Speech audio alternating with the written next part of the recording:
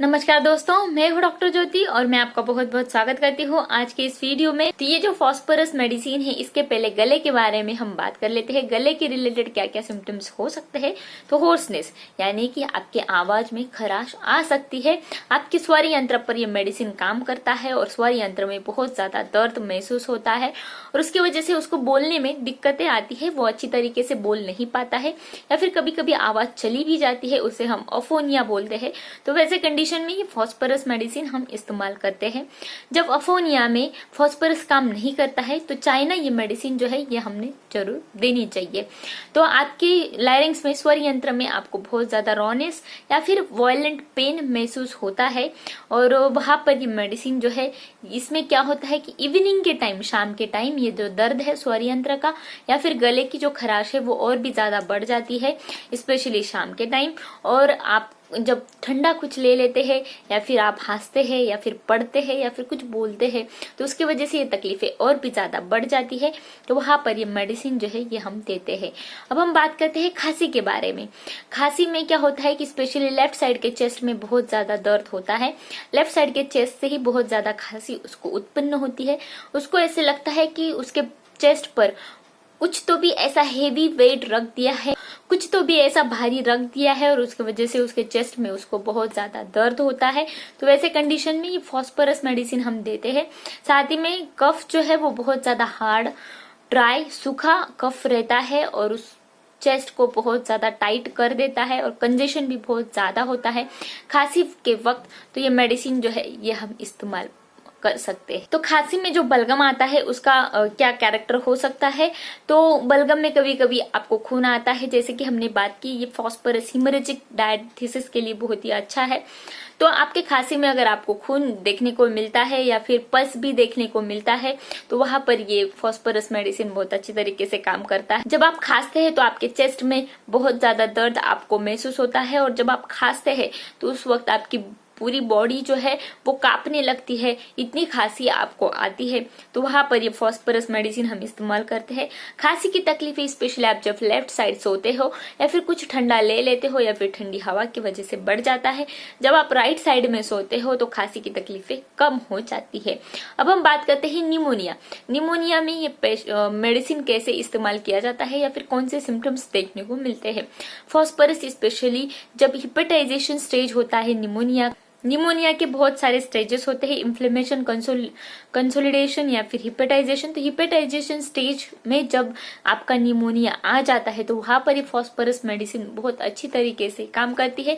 Specially आपको आपके left lung का अपर लोब, आपके लंग्स में लोब बहुत ज्यादा रहते हैं, अपर लोब, लोअर लोब या फिर मिडिल लोब, ऐसे लोब रहते हैं। तो लेफ्ट लंग का अगर आपका अपर लोब अफेक्ट हुआ है, वहां पर हिपेटाइजेशन प्रोसेस चालू हो गई है निमोनिया में, तो बहुत ही अच्छी तरीके से ये मेडिसिन जो है वो वहां पर काम करती है।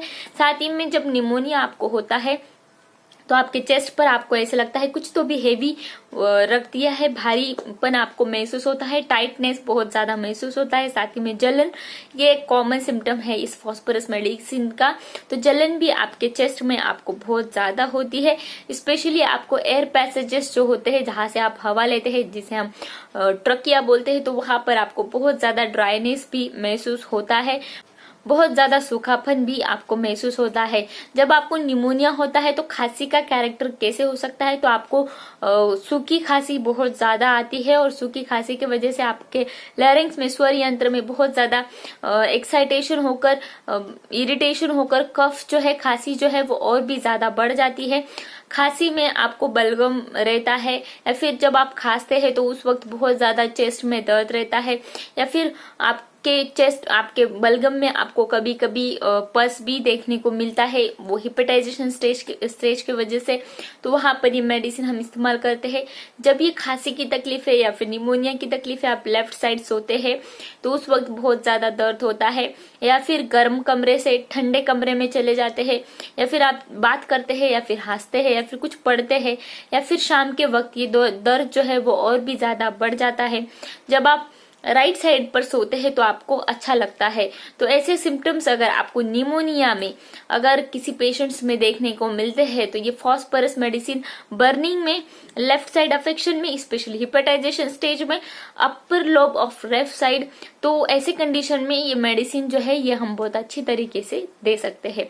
अब हम बात करते हैं गैस्ट्रोइंटेस्टिनल सिम्टम्स। आपका जो जीआई ट्रैक है, आपकी जो पचन संस्था है, उसके रिलेटेड क्या सिम्टम्स से फॉस्फोरस मेडिसिन पैदा करता है। तो पहले हम बात कर लेते हैं पेट के बारे में। पेट में आपको सेंसेशन रहता है, वो रहता है एम्प्टी ऑलगॉन सेंसेशन, और ये सेंसेशन के साथ आपको बहुत ज्यादा ठंडी चीजों का क्रेविंग रहता है। आप बहुत ज्यादा ठंडी चीजें खाना या फिर पीना आप पसंद करते हैं, जैसे कि आपको आइसक्रीम हो या फिर आइसी कोल्ड वाटर हो या फिर ठंडे जूसेस हो, वो अगर आप पीते हैं तो आपका गैस्ट्रिक पेन जो है, पेट का जो दर्द है, वो बहुत ही रिलीफ होता है। बर्निंग इस मेडिसिन का कैरेक्टरिस्टिक सिम्टम्स है, तो आपके पेट में जो भी बर्निंग सिम्टम्स रहते हैं, बर्निंग दर्द जो रहता है, वो ठंडा पीने से ही अच्छा लगता है। जब आप कुछ ठंडा पी लेते हैं, खा लेते हैं, तो आपको बहुत ही अच्छा लगता है। लेकिन जब ये ठंडा या फिर ठंडा खा लेते हैं, पी लेते हैं, वो अगर आपके पेट में चला जाता है, पेट में बहुत ज्यादा जलन रहती है, इसकी वजह से ये पदार्थ जो है वो तुरंत गर्म हो जाते हैं, और गर्म होने के बाद वो वोमिटिंग के थ्रू जल्दी बाहर आ जाते हैं। तो ऐसे सिम्टम्स में ये मेडिसिन जो है ये हम बहुत ही अच्छी तरीके से इस्तेमाल करते हैं। इसका हिमोरेजिक डायथिसिस है, इसलिए वोमिटिंग में कभी कभी ब्लड भी रहता है। तो ऐसे कंडीशन में ये मेडिसिन हम इस्तेमाल करते हैं।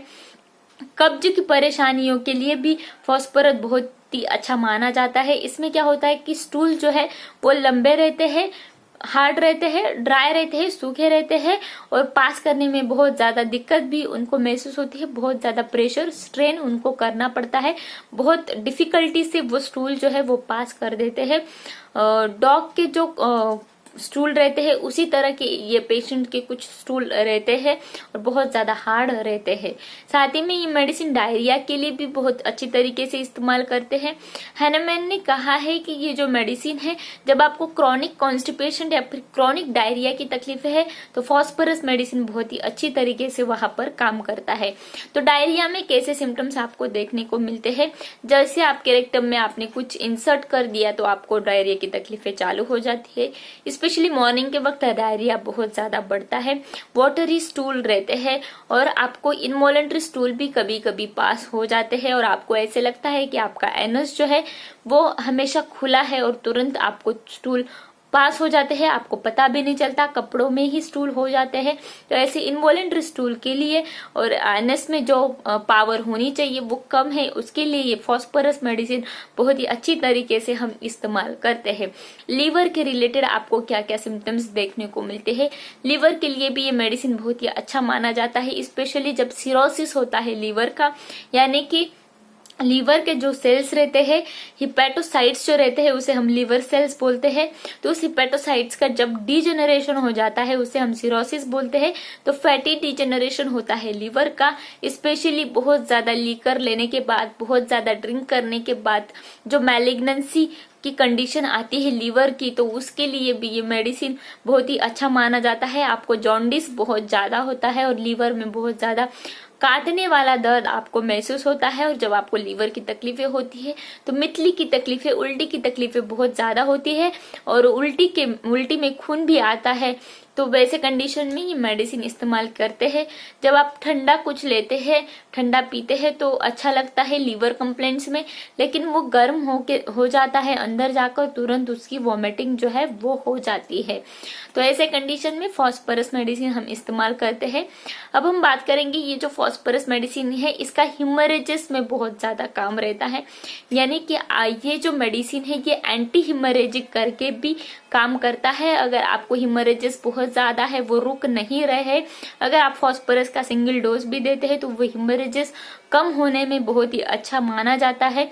ये जो हिमरेजेस है वो क्यों होते हैं, तो आपके टिश्यूज जो है उसका डीजेनरेशन हो जाता है, तो उसके बाद होने वाला जो हिमरेजेस है तो उसके लिए ये फॉस्फोरस मेडिसिन बहुत ही अच्छा माना जाता है। स्पेशली आपके टिश्यूज को छोटी सी भी इंजुरी हो जाती है, छोटा सा भी कट हो जाता है तो वो ब्लड बहुत ज्यादा आता है, रुकने का नाम नहीं लेता है, तो वहां पर ये फॉस्फोरस काम करता है। जब आपको हिमरेजेस होते हैं, आपको खून रक्तस्राव होता है, तो ये जो खून है उसका कैरेक्टर क्या हो सकता है, तो वो बहुत ज्यादा प्रोफ्यूज, बहुत मात्रा में खून आता है, ब्राइट रेड कलर का रहता है और वो जल्दी गाढ़ा नहीं होता है, नॉन कोएगुलेबल रहता है। तो वैसे कंडीशन में ये जो फॉस्फोरस मेडिसिन है हम देते हैं। छोटी सी भी जख्म होती है तो वो बहुत ज्यादा वहां पर ब्लीडिंग होती है, स्पेशली मेट्रोरेजिया में, फीमेल्स में जब मेट्रोरेजिया होता है ब्लीडिंग बहुत ज्यादा होती है। हिमोप्टाइसिस यानी कि आपके खांसी में से बलगम में आपको खून आ रहा है, हिमेटेमेसिस यानी कि आपके उल्टी में अगर आपको खून आ रहा है, इपिस्टैक्सिस आपके नाक से अगर आपको खून आ रहा है, मलीना यानी कि आपके स्टूल में आपको खून आ रहा है, बवासीर की तकलीफें है, तो वहां पर ये जो फॉस्फोरस मेडिसिन है हम बहुत अच्छी तरीके से हिमोरेजेस के लिए इस्तेमाल करते हैं। तो ये जो मेडिसिन है इसके पर्टिकुलर सिम्टम्स के बारे में हमने देखा, गले के बारे में, खांसी के बारे में, निमोनिया कैसा हो सकता है, निमोनिया में उसका क्या कैरेक्टर रहता है, साथ ही में पेट में जब कॉन्स्टिपेशन, दस्त या फिर डायरिया होता है तो उस वक्त कौन से सिम्टम्स होते हैं, और हिमोरेजेस जब होते हैं तो हिमोरेजेस के कैरेक्टर क्या होता है उसके बारे में डिटेल में हमने बात की। अब हम बात करते हैं ये जो मेडिसिन है इसके जनरल मोडालिटीज क्या हो सकते हैं, यानी कि एग्रेवेशन, एमुलरेशन उसको अच्छा कब लगता है, उसके सिम्टम्स कब बढ़ते हैं, उसके बारे में डिटेल में अब हम बात करते हैं। तो जब इवनिंग के वक्त उसके कंप्लेंट्स जो है वो और भी ज्यादा बढ़ जाते हैं, शाम के वक्त और स्पेशली आधी रात को उसके कंप्लेंट्स जो है वो और भी ज्यादा बढ़ जाते हैं। अगर वो पेनफुल साइड पे सोता है या फिर लेफ्ट साइड पर सोता है तो उसके कंप्लेंट्स बढ़ जाते हैं, थंडर स्ट्रॉम के वक्त उसके कंप्लेंट्स बढ़ जाते हैं, या फिर वेदर में कुछ चेंज होता है, मौसम में कुछ चेंज हो जाता है, टेम्परेचर अचानक से बढ़ जाता है तो उसके कंप्लेंट्स जो है वो और बढ़ जाते हैं। उसको अच्छा कब लगता है, जब वो राइट साइड पर सोता है, नॉन पेनफुल साइड पर सोता है तो उससे अच्छा लगता है। जब उसको रब करते हैं या फिर मैग्नेटाइज यानी कि उसकी तरफ हम अट्रैक्ट होते हैं और उसको कंसोल करते हैं तो उसको अच्छा लगता है।